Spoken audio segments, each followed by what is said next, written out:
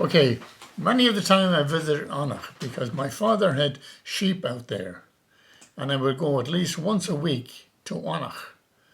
And we had them positioned fairly close there to the lake, but they would wander, and we didn't want them to go into the banks in Tonkroghan. And Tonkroghan is a dangerous place because my father told me there one time he used to go there and he was known as a good banker. Now, a good banker is somebody that's not afraid to go into the cliffs and things like that. And I did it a couple of times myself. And one time I was back in Suckaduff and there was a sheep that had a lamb there, and the lamb kept rolling down, and I went over there, and I was with Charlie Fadgen, and Charlie stood on the top, and he started crying when I went down there. And I went down there, and you couldn't walk down there. You had to slide down on your ass and things like that. And I finally got the lamb, and I took him over. Well, I told my father that, and he hit me a couple of times, and he said, "Don't ever go back there again. You don't want." That was in thing. But Annagh was a different place. It was quiet, and it is a great place to go for a day. You can spend a whole day in Annagh. So I would always go to Annagh, and when you come to the top here, you can look down on the lake here, Lake Nakirhog, they call it.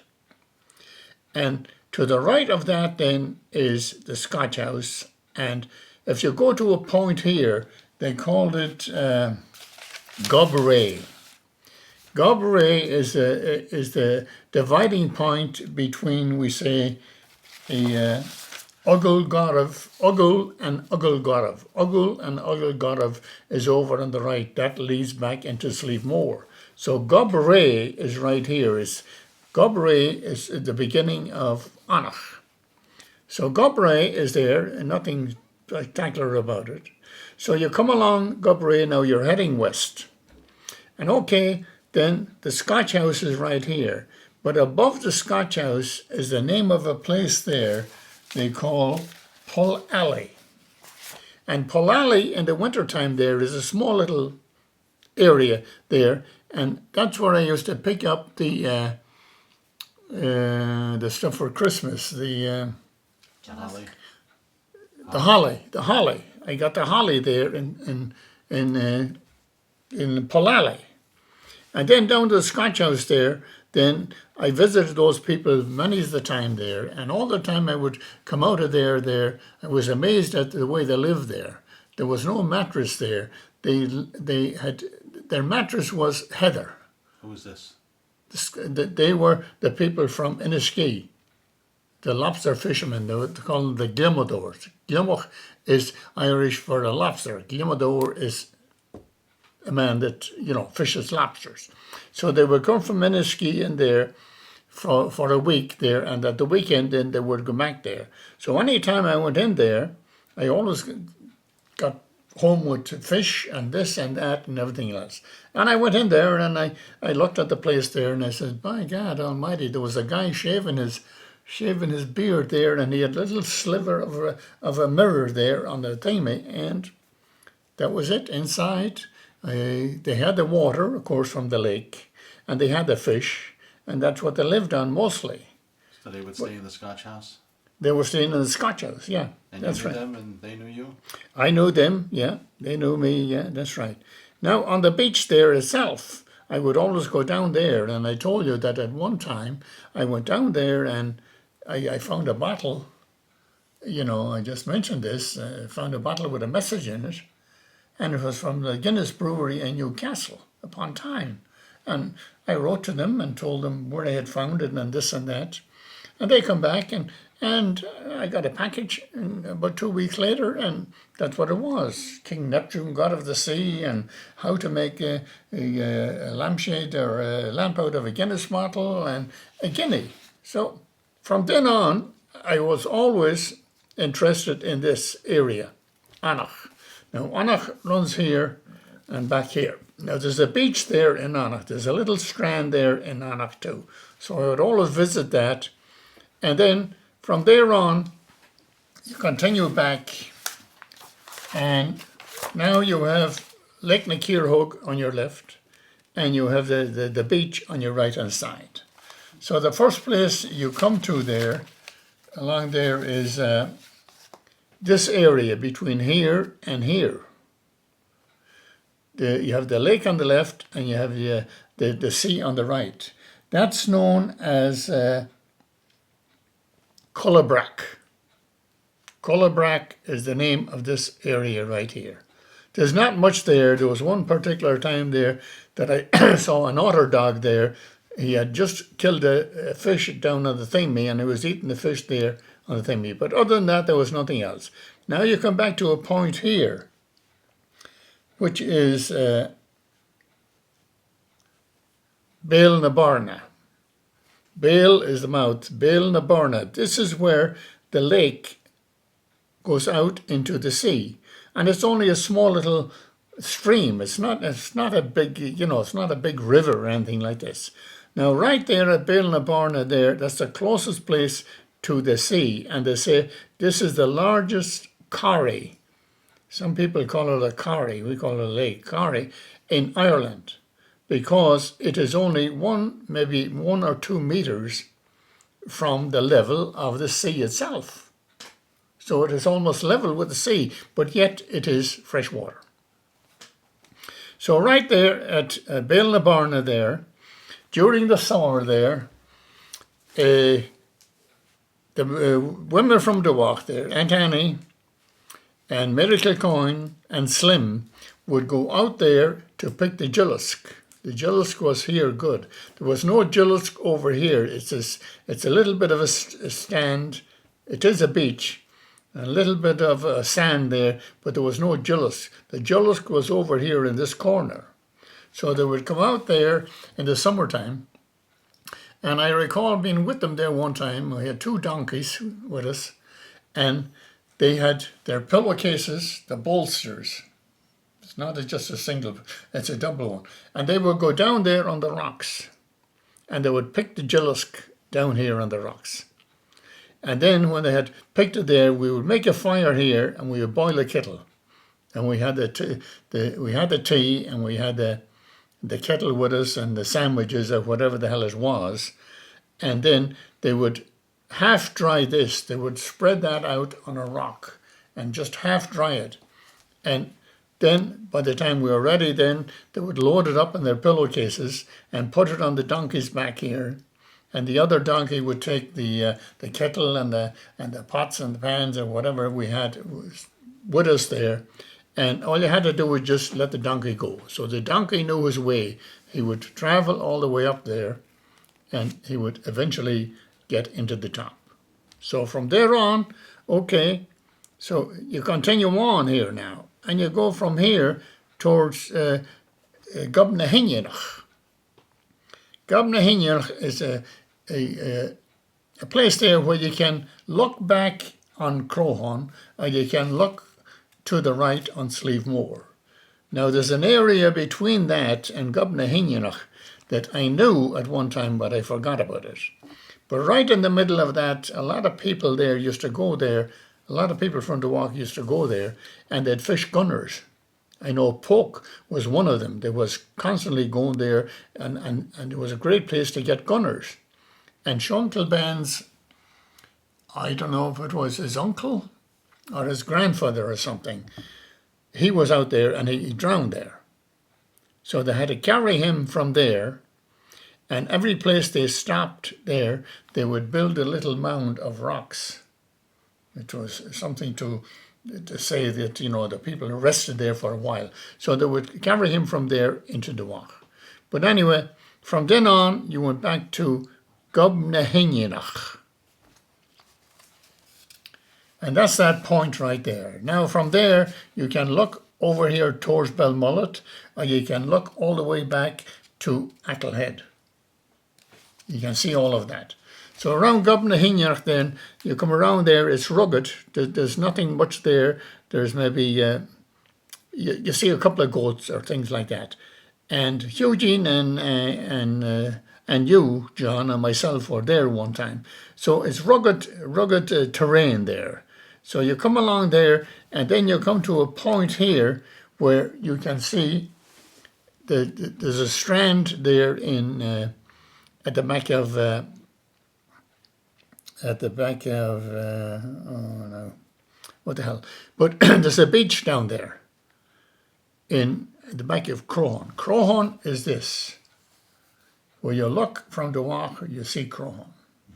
When you go on the other side, it's known as Tan Croghan. It's more wilderness and things like that. The only area that I know there is Yachrachi Dua. That is something to do with the black flags. So from there on, this is the lake up here that I'm talking about. So we're talking here about Yachrachi Dua. So anyway, during my younger days there, we'd be back in Guilty's there on a Sunday, and the pub would be open from 12 to 2, and then the conversation would be who was the best banker. Banker is not a guy that deposits money. A banker is the guy that goes into the cliffs and is not afraid of this and that. So I was noted as one of them. Shonkel Ben was another, and Teddy Lavelle was another. So we would leave Guilty's after having dinner, and we would climb up Corrymore and go back down, all the way down into Annagh. Now, there was a path going down there that I knew, but since then, there was a landslide and that path is gone. But we knew the path going down there. And we were down there thinking we'd find something good, you know. Something washed There up. was, yeah, because the storm was raging for 2 or 3 days on the north side. So what is that called? Things washed up after the storm. It's Adol's. And that was the bottle that you found, the Guinness bottle? Yes, that was an Adol, yeah. So anyway, we never found nothing there in Annagh. And I went down there 2 or 3 times. But it was treacherous coming back up. If you didn't know the path coming back up, you were in trouble, you know. There, my father then told me then one time there that he had sheep out here in Tancrohan. And he was apparently a good banker if he was able to go into Tancrohan, because Tancrohan is like real wilderness, you know, it's bad ground and this and that if you don't know where you're going. And he told me there he had sheep there and he had 12 goats at one time. And I remember the goats in the shed back there at Eugene's and him milking the goats. There was 12 goats.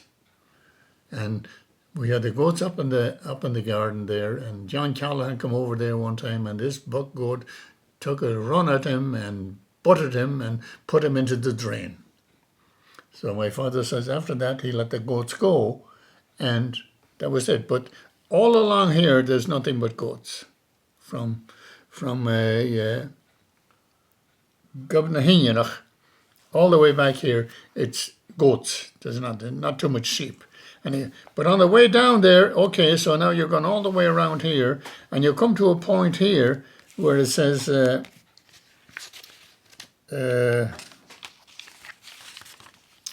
geez, no.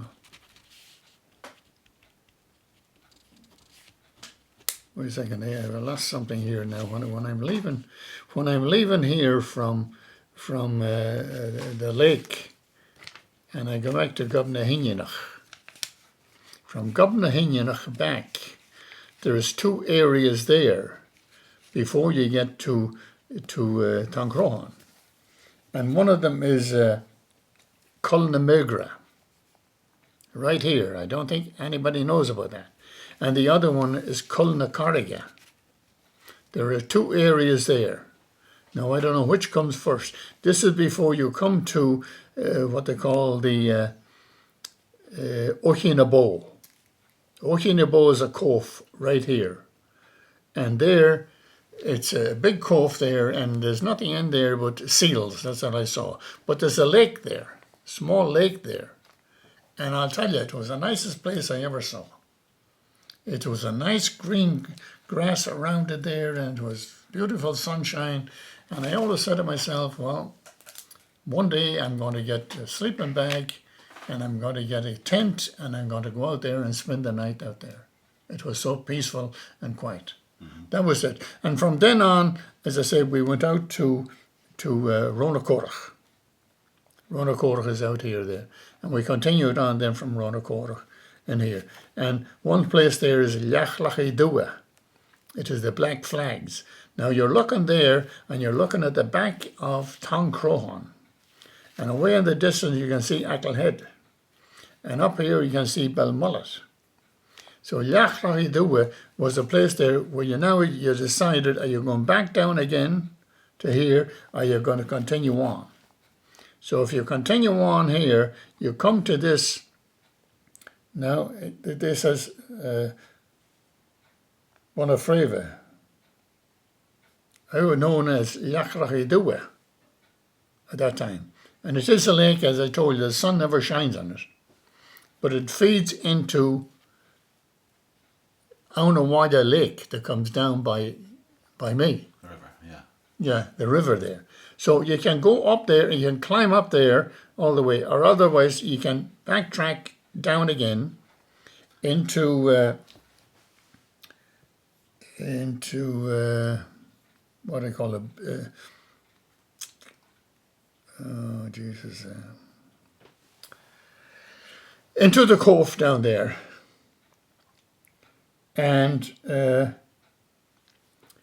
from there on now, instead of taking this route all along the sea there, now you continue inland here. And you come across here now, you're making your way back here again to get out of Annagh. Okay. And along here, then you get certain things there, and you come across, there's an area there. As you're coming along this way now, you're inland now, you're not along there, you're inland there. As you're coming along there, there's a place on the right-hand side. It's just a sheer, it's not cliffs, it's just a sheer mountain. Wrap up soon. What? We're going to wrap up this one soon. Yeah. So finish your thought. So anyway, there's the Cayuse. The Cayuse is on the right-hand side there. And many of the time there, I went there, and sometimes in the wintertime, if I was in a hurry to get home and it was getting late at night, and I could hear the crows and the birds up there and strange noises, and you get this strange feeling there about it. And then my mother's aunt, she used to tell me that my grandfather, Patrick, he was out on the mountain there one time in the wintertime with the dog, and for some reason the dog just froze and he started barking and he couldn't see anything, and then the next thing the dog was thrown a couple of feet away. And they say that the fairies, that the animals can see the fairies, but not the humans. And I picked up my trace there and I headed back there again. And I come back then through a place known as Lug. And you're getting close now to climbing up again. And there's Annagh. That's the river there. That's the finest water there in Annagh. And from Annagh then you can pick up the track there that goes, the path that goes back up there again, and all of a sudden now you're back up on top of Annagh, and you're looking down on the Wach on one side, and Annagh is behind you. Okay. So all there right. you go. All right. That's it for now. Yeah.